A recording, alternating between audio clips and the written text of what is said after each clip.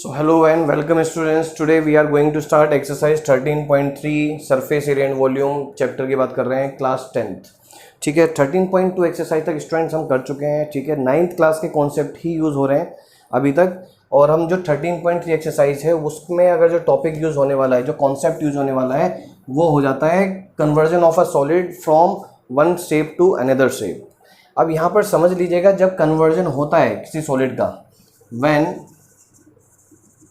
Conversion means यहाँ पर बात करते हैं कि किसी दूसरी फॉर्म में मेल्ट करके या किसी दूसरी फॉर्म में बनाया गया किसी भी तरह से एक हमने उसी मटेरियल को यूज़ करके हमने दूसरी फॉर्म बना दिया. ठीक है, when conversion means we are using, समझ लीजिएगा, we are using same material. जब मैं मटेरियल की बात करूँगा तो इट मीन्स मैं कहीं ना कहीं वही मटेरियल यूज़ कर रहा हूँ उसको बनाने में. तो उस केस में आप ध्यान रखेंगे volume never change but area will change. ये एक छोटा सा जो पॉइंट है ये समझना पड़ेगा आपको कि मेल्ट होने पर या किसी तरह का कन्वर्जन होने पर जो नया फिगर जनरेट होता है उसका फिगर जरूर चेंज हो जाता है, सॉरी एरिया चेंज हो जाता है, फिगर भी चेंज हो जाती है, डिज़ाइन चेंज हो जाता है, बट वॉल्यूम नेवर चेंज. ये बिल्कुल ध्यान रखिएगा. यही कॉन्सेप्ट हम यूज़ करने वाले हैं यहाँ पर, वॉल्यूम वाला. ठीक है, अब सीधा एक्सरसाइज 13.3 पर स्टार्ट कर रहे हैं. 13.3 में question number 1. So student, question number 1 में अगर बात करते हैं तो वहाँ पर एक मेटेलिक स्फीयर है ऑफ रेडियस 4.2 सेंटीमीटर. उसको मेल्ट करके एक सिलेंडर बनाया गया. सिलेंडर का जो रेडियस है वो दे रखा है और हाइट निकालने के लिए उसने बोल दिया है. ठीक है, द क्वेश्चन इज कि कन्वर्जन हो गया है, राइट. अभी हमारा काम है सिर्फ रेडियस को फाइंड करना. So what we will do, we know that कि इन कन्वर्जन क्या चीज़ चेंज नहीं होगी, हमारा वॉल्यूम चेंज नहीं होगा. It means volume of sphere will be equal to volume of cylinder. ये हमें पता होना चाहिए. सबसे पहले हम लिख देते हैं radius of sphere R is equal to 4.2 centimetre. ठीक है, तो मैं यहाँ पर सीधा डायरेक्टली वॉल्यूम भी निकाल देता हूँ. वॉल्यूम ऑफ स्फीयर कितना आ जाता है? Volume of sphere 4/3 pi R cube. अब हमें ये भी पता है और मैं यहाँ पर लिख देता हूँ. अब यहाँ इन क्वेश्चंस में स्टूडेंट्स एक चीज़ जरूर ध्यान रखिए, जब कन्वर्जन की बात होती है तो उस केस में आप अपना वॉल्यूम में एक्सप्लेनेशन मतलब उसको फाइनल तक ना पहुँचाएं. ठीक है, क्योंकि हमें इसके इक्वल भी करना है तो हमारी बहुत सारी चीज़ें कैंसिल होनी होती हैं. तो बाय द वे हम इस कैलकुलेशन को करेंगे तो हमारा वो टाइम वेस्टिंग होता है. तो उस केस में आप यहाँ पर वॉल्यूम छोड़ दें फिलहाल. उसके बाद अब नेक्स्ट फिगर की बात करें, क्या मिलता है हमें? Radius of cylinder that is 6 centimetre. Let हम, क्योंकि हाइट तो हमें निकालनी है तो हमें हाइट सपोज करना पड़ेगा.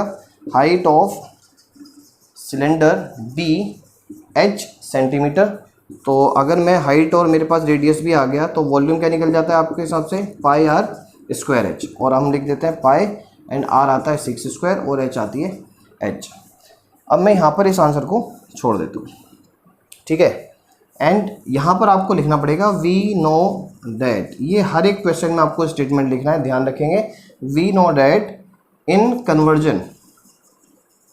Conversion volume does not change. जब कन्वर्जन होता है तो वॉल्यूम चेंज नहीं होता. तो इट मीन्स क्या होगा? It means volume of sphere will be equal to volume of cylinder. अब वॉल्यूम ऑफ स्फीयर क्या होता है हमारे लिए? ये आ जाता है, कितना है ये? 4/3 पाई एंड 4.2 क्यूब. और उसके बाद अगर मैं वॉल्यूम ऑफ सिलेंडर बात करता हूँ तो मेरे सामने ये है. अब देखिए वहाँ पर अगर मैं पाई की वैल्यू पुट करता फिर कैलकुलेशन करता, अब आपको यहाँ क्लियरली दिख रहा है कि पाई से पाई कैंसिल हो रहा है. तो हमारा कितना टाइम बचता है, क्योंकि पाई सबसे ज़्यादा कैलकुलेशंस पर काम बढ़ाता है हमारा, राइट. ओके, अब इस केस में अगर बात करें तो थोड़ा और हम शायद छोटा कर पाएँ इसको. तो ये 4.2 इंटू 4.2 इंटू 4.2, इधर से मैं 6 भी लेकर आया तो नीचे, तो 6 3 टाइम्स आपका आ जाएगा. वहाँ पर सिर्फ हाइट रह जाती है. ठीक है, अब देखिएगा बड़ा इजी हो जाता है. 0.7 एंड 0.7. ठीक है, ये क्लियर हो गया अपना. अब मुझे सिर्फ यहाँ पर मल्टीप्लाई करना है 4 इंटू 0.7 0.7 इंटू 0.7 अपॉन 3, और मेरे सामने जो हाइट है वो आ जाती है। आई होप ये वाली चीज़ आपको क्लियर हुई होगी। तो फाइनली जो आंसर आएगा वो बात कर लेते हैं। सो फाइनली आपका आंसर आ जाता है स्टूडेंट 1.372 अपॉन 3, इसका मल्टीप्लाई होकर, और 0.457 centimetre will be the height. तो इस तरह से कन्वर्जन में बहुत इजी है। कन्वर्जन में सिर्फ आपको इक्वलिटी का ध्यान रखना है, बाकी formulas and everything is same, सिर्फ एक नया कॉन्सेप्ट ऐड हुआ है। स्टूडेंट क्वेश्चन नंबर 2 बहुत ही इंपॉर्टेंट क्वेश्चन मानता हूँ मैं, क्योंकि यहाँ पर भी कॉन्सेप्ट वैसे तो वही यूज़ हुआ है, बट थोड़ा इंटरेस्टिंग है। कैसे है कि यहाँ पर 3 स्फीयर्स को मेल्ट करके एक बड़ा स्फीयर बनाया गया। ठीक है, फर्स्ट स्फीयर की जो रेडियस है वो 6 है, दूसरे का 8 है। तो जब इन तीनों का वॉल्यूम प्लस हो जाएगा तब जाकर हमें वॉल्यूम बड़े वाले के साथ इक्वल हो जाएगा। बट हमें जो लास्ट में जो फाइनली हमें मिल रहा है स्फीयर, उसका रेडियस नहीं मालूम है। तो हम क्या करने वाले हैं, सबसे पहले हम तीनों के वॉल्यूम निकालेंगे, फिर हम इसके साथ इक्वल करेंगे, बट इसकी रेडियस नहीं मालूम है और हमें वहाँ से रेडियस ईजिली निकल जाती है। ठीक है, तो हम करते हैं start. So radii of 3 sphere R 6 centimetre, 8 centimetre and 10 centimetre respectively. ये हमें लिखना पड़ेगा, क्योंकि मैं बार बार रेडियस लिखना नहीं चाह रहा हूँ। तो मैं अब देखिए वॉल्यूम बोल देता हूँ। वॉल्यूम ऑफ फर्स्ट स्फीयर कितना हो जाता है, 4/3 पाई आर क्यूब। तो मैं R1 ले लेता हूँ उसको, 4/3 pi 6 cube. Volume of second तो वो भी 4/3 pi into 8 cube. Volume of third sphere it is 10 cube. देखिए यहाँ तक हमें क्लियर हो जाती है, वॉल्यूम तीनों आ गए। अब हमारा लेट हम करते हैं, let the radius of new sphere be R centimetre. ठीक है, so volume of new sphere will be कितना हो जाता है ये, 4/3 पाई आर क्यूब। अब मेरे सामने सभी स्फीयर के वॉल्यूम आ गए, एक अननोन रेडियस के फॉर्म में आए हैं और बाकी नोन ही आए हैं। तो हमारे क्या बोलेंगे हम, 3 spheres after melting or converting into a big sphere, therefore क्या, volume of all 3 sphere is equal to volume of big sphere. ये भी ध्यान रखिए कि वो बिग स्फीयर के साथ इक्वल हो जाएगा, राइट है। इसके बाद बात करते हैं, जब हमारे सामने ये चीज़ निकल के आती है तो अब हमारे सामने वॉल्यूम क्या क्या है वो देखते हैं। 4/3 pi 6 cube plus 4/3 pi 8 cube, 4/3 pi 10 cube. So it will be equal to what, 4/3 pi R cube. ये रहा। Okay, now you can see 4/3 सभी टर्म्स में, लेफ्ट हैंड साइड और राइट हैंड साइड। तो हमने क्या करा, डिवाइडेड बाय 4/3 कर दिया, और पाई से भी डिवाइड कर सकते हैं और पाई भी चला गया। अब सिर्फ आपके पास क्या रह जाता है, हमारे पास रह जाता है 6 cube, 8 cube and 10 cube and is equal to R cube. ठीक है, अब यहाँ पर आ जाते हैं स्टूडेंट्स, 6 क्यूब कितना हो जाता है, सो 6 क्यूब इज 36 इंटू 6, इसको हम ऐसे ले लेते हैं 64 into 8 and plus 1000 and R cube. अब हमें चेक करना पड़ेगा स्टूडेंट्स कि यहाँ पर ये क्या एक परफेक्ट स्क्वायर रूट या परफेक्ट क्यूब रूट दे पाएगा नहीं दे पाएगा, वो चेक करना पड़ेगा।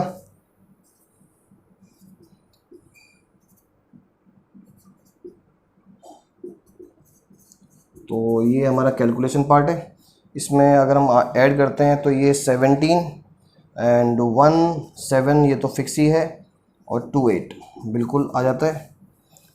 राइट। अब r is equal to cube root of 1728। 1728 किसी एक नंबर का परफेक्ट क्यूब है। वो कौन सा नंबर है प्लीज़ चेक। अगर मैं 12 का क्यूब करता हूँ तो आप चेक करिए कितना मिलने वाला है आपको। सो इट विल बी 12, यस।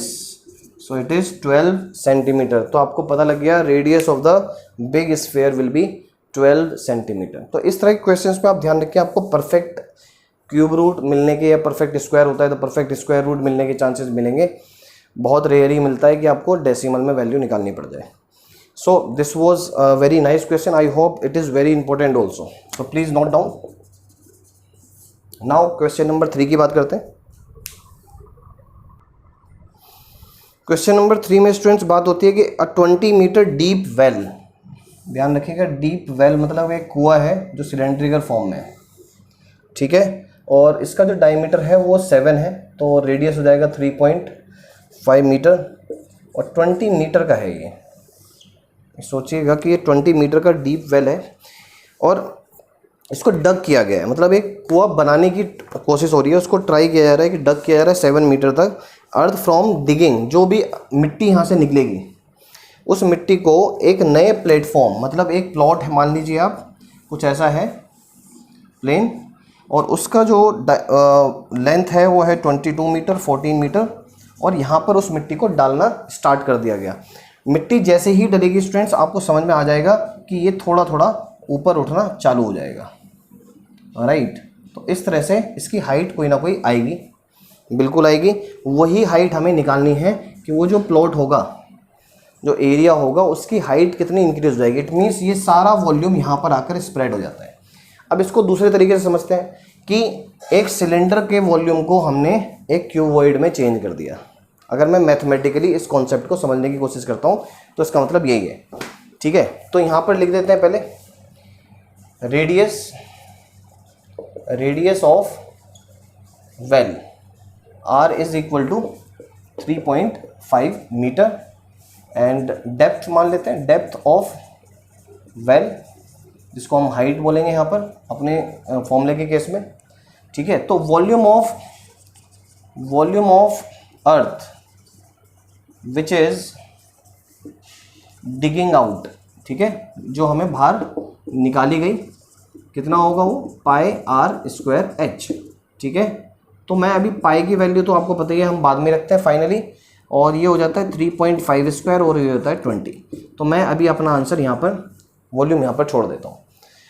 अब आ जाता है यही पूरी जो अर्थ है ये किस पर जाके गिर रही है, ये एक प्लॉट पर जाकर गिर रही है। तो हम लिख देते हैं लेंथ ऑफ प्लॉट मान लेते हैं, ठीक है, और वो एल हो जाएगा, that is 22 metre, right. Breadth of plot वो हो जाएगा आपका 14 मीटर। इसके बाद आता है students height. So let height of plot, क्योंकि वो हमारे लिए अननोन है यहाँ पर, BH मीटर, ये हमें क्लियर हो जाता है। बट ये हाइट किसकी वजह से आया, ये सॉइल की वजह से आया।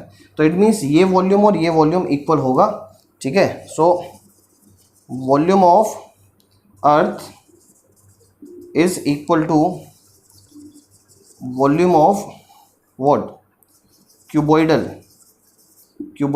प्लॉट, जो हमारा एक प्लॉट हुआ जो क्यूबॉइडल फॉर्म में चेंज हो गया, ठीक है। तो वॉल्यूम ऑफ अर्थ कितना, पाई इंटू 3.5 स्क्वायर इंटू 20, और वॉल्यूम ऑफ क्यूबॉइड कितना है, L into B into H, ठीक है। आप रीजन भी लिख सकते हैं, the whole earth is put it on the plot, therefore the volume of this particular cuboid will be equal to the volume of cylinder. So L is what you know very well. तो देखिए L into B into H, मैं थोड़ा सा यहाँ पर लिख देता हूँ इसको अब दोबारा से, 3.5 स्क्वायर इंटू 20, ठीक है। अब बहुत ईजी है students, this is 22, this is 14, this is H. अब देखिए 22/7 अगर आप पुट भी कर देंगे तो कोई प्रॉब्लम नहीं आएगा, क्योंकि पाई इधर है नहीं तो कैंसिल होने का चांस नहीं बचता है।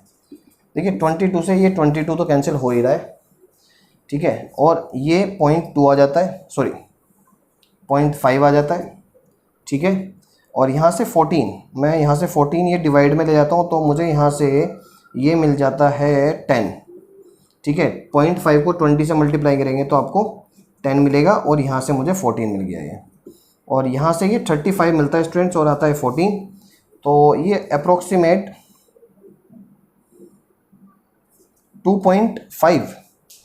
2.5 के आसपास 2.5 मीटर क्या होगा इसकी हाइट हो जाएगी।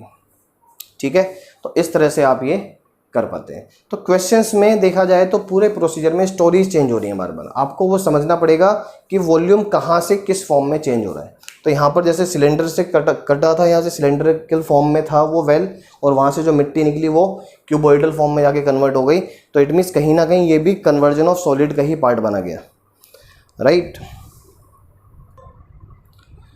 सो आई होप स्टूडेंट्स ये 3 क्वेश्चंस बहुत अच्छे थे क्वेश्चंस, और कीप प्रैक्टिसिंग करिए इन सभी क्वेश्चंस को, and we will do the next questions of this exercise in the next session. Till then, thank you so much, and if you like this video please like it and subscribe my channel. Thank you so much.